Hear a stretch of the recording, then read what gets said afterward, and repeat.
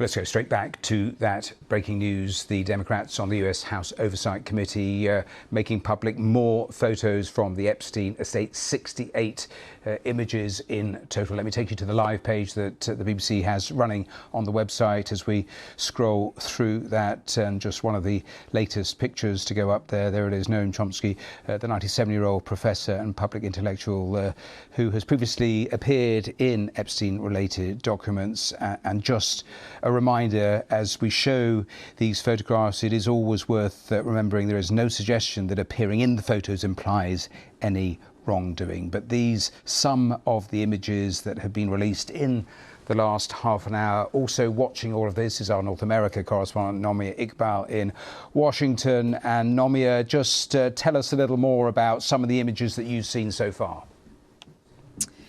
Yeah, so just to sort of recap what you said there, this has been released by Democrats on the House Oversight Committee, and it's the latest in a series of photos. They've been, I would say, drip feeding the public, and it's fueled this huge political intrigue about exactly who was associated with the convicted sex offender.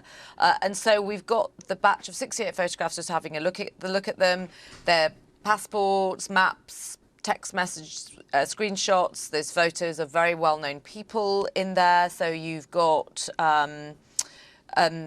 you've also just looking at them. You've got this this handwritten message on a person's body, which I think, you know, we were looking at this just now in the newsroom before I came here, trying to work out what this is. And bear in mind, we're dealing with lots of images, lots of documents without any context. And this appears to be quotes from the very infamous book, Lolita, by Vladimir Nabokov, a copy. You can see that in the background of one of the photographs. It's the story of a young girl who was groomed by a middle-aged literature professor. And there are quotes on this person's foot, this woman's foot. We're not quite sure if it's the same person. There's several different people in these photos. We don't know what any of that means. There's also photos of passports, as I mentioned, and other identity documents. Photos of Jeffrey Epstein's passport is also included. A lot of the images have been partially redacted. There are some faces blanked out in the images. Yes. And so we're just going through them and trying to work out what it all means, but I'm not quite sure that, you know, it's easy to do that given that there's no context either to a lot of this. It is not easy, and I remember we were talking about this last week when the last batch of photos were released, that Republicans accused the Democrats on this committee of cherry-picking the photographs that they were releasing. Is there any sort of accompanying explanation from the Democrats on the committee about what these photos actually are, or are they just being pushed out to the public raw with no real explanation? I would say so far that's what is happening. The view of the committee is we want to put everything out there for the public to judge for themselves about Epstein.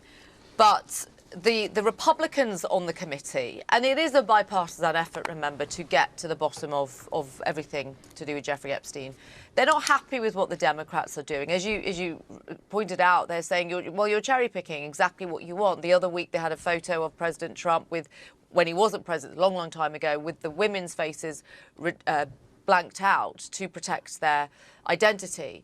And so the Republicans feel that this is all trying to make President Trump look sinister when there's no evidence of any wrongdoing. There's no evidence of any wrongdoing by anyone in these photos. Actually, that's not what the photos show. And so what I think the Republicans on the committee would prefer is for everything to be released in one go, whereas there's sort of this drip feed effect by the Democrats. I think a lot of it is to put pressure on Donald Trump. This is a huge political issue that he has caved under. Like he knows that the Jeffrey Epstein issue is really big politically and for the public. And so you've got this sort of tension on the committee. I should also add that this is not part of the so-called Epstein files. So you've got all these documents, but there's also the Epstein files. And these are to do with criminal investigations into Jeffrey Epstein. And the Congress has compelled the Justice Department through a law to make all of that public by tomorrow. So we'll probably be here again, Matthew, talking tomorrow about another batch of Epstein files.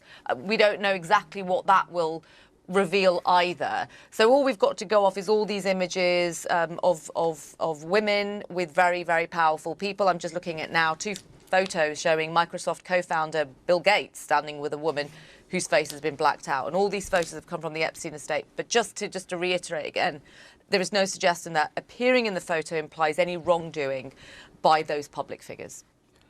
We're putting that picture on the screen now that you've just referenced. That is Bill Gates. There is another image of Steve Bannon, former advisor to Donald Trump. And of course, he was also in the last batch of pictures that were released when we last spoke last week.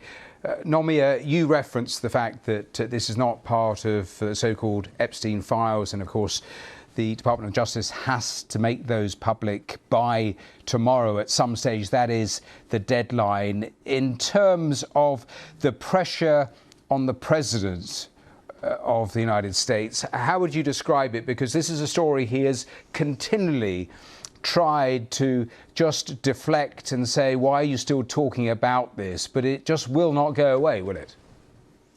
It won't, and he's been really aggressive to any reporter that asks him about the Jeffrey Epstein files. I mean, before this law was passed, he did say to one reporter, why are you still asking about that?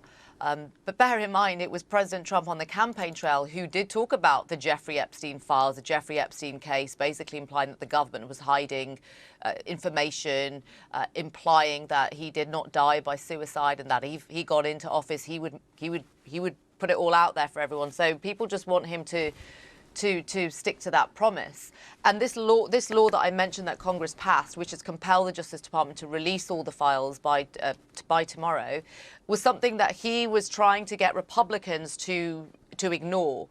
He was putting pressure on Republicans to ignore that law. And then eventually he caved under the pressure, and they did pass that law. So we will get more Epstein files. In what format, we don't know yet. Exactly what they will tell us, we don't know, at some point by tomorrow. And of course, in terms of we don't know the quantity of material to expect tomorrow, but the administration has really flip-flopped on this, not just the president. The Attorney General, Pam Bondi, at one stage said the files were on her desk, ready to go. Then just a few months later, she denied the existence of the files. So in terms of the narrative they have tried to put out to the public and to their MAGA base, it's been all over the shop, hasn't it? It has, and it's not gone down very well with the MAGA base. I think they have massively underestimated how much the MAGA base really care about this issue. And I suppose people would wonder, well, why? Why do they care about Jeffrey Epstein? I think ultimately the issue of Jeffrey Epstein sums up something that a lot of, not just the MAGA base, but a lot of Americans feel, which is that there are powerful people in these positions in America doing things they shouldn't be doing. And we want them exposed. These are people in establishment. And Donald Trump, remember, campaigned twice as the outsider, as the non-establishment guy who would basically hold these people to account. And so fundamentally, at the core of it, that is why this issue really matters to a lot of people, and especially given the fact that Jeffrey Epstein was convicted, he was disgraced, he was a pedophile. They want to know exactly who he knew, what influence he had. And Pam Bondi's been under a lot of pressure. She's been hugely criticised. She was even criticised by Mr. Trump's Chief of Staff, Susie Wiles, in that extraordinary Vanity Fair interview in which she basically criticised Pam Bondi for not handling the Epstein files well. That basically, I think to quote, she said she whiffed it and she dropped the ball on it. So that actually was interesting because it gave you an insight to even how inside the administration, even though they're not publicly saying it, they know that this whole issue, the Jeffrey Epstein saga, really does matter to people. Nomia, thanks very much for the very latest.